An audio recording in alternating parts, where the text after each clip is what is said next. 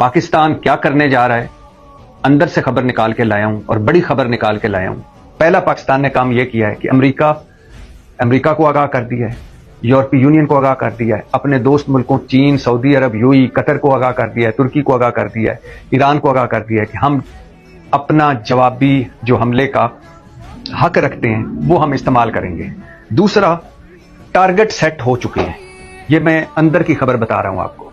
अस्करी क़यादत तैयार है, target set हो चुके हैं और सिर्फ सियासी क़यादत के ग्रीन सिग्नल का इंतजार किया जा रहा है।